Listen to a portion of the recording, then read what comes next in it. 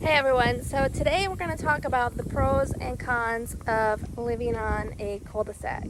So generally speaking, the lots on cul-de-sacs are more of a premium lot and more sought after. People like to be on the cul-de-sac. Just excuse my bike there, but you can see on the cul-de-sac you have all this extra room out here, so it kind of is like a whole nother yard. You can have basketball, skating. It's a whole nother hangout and play area. Plus obviously there's not going to be as much traffic, so it's going to be a lot quieter down here. Now another positive is when you think about these homes on the cul-de-sac, you can think of them as like a pie shape. So you can see that the spacing between the houses is a little bit more further apart, which is actually really nice because no one likes to be on top of their neighbors. So you can see there.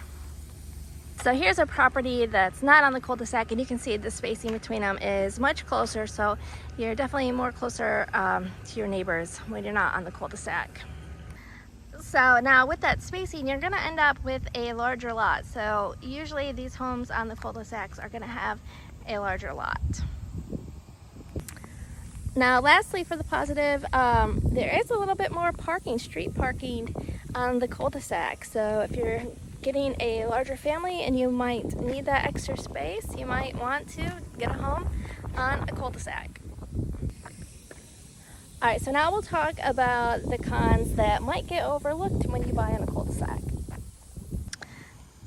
So for your first con that people kind of forget about is when people are driving down, the headlights, can be shining into your home because they drive around and then they circle around. Whether they live here or they're just looking around, it kind of does happen. So I would say, for me, I would think like the best house would be like right over here, so you not get as many lights coming in when they circle through.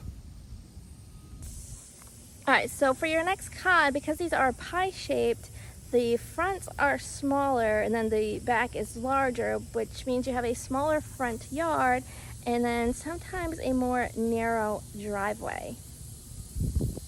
So these are all 3-car garage driveways, but like I said, sometimes the driveway is more narrow, and then even more, the driveway might not be as long. So just keep that in mind when you're getting a cul-de-sac home.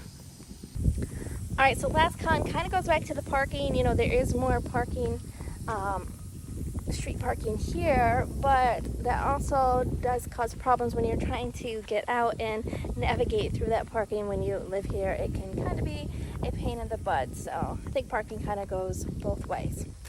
Alright, if you guys have any questions about new constructions or any other developments here in Parrish, give us a call. It's Amy and Tom.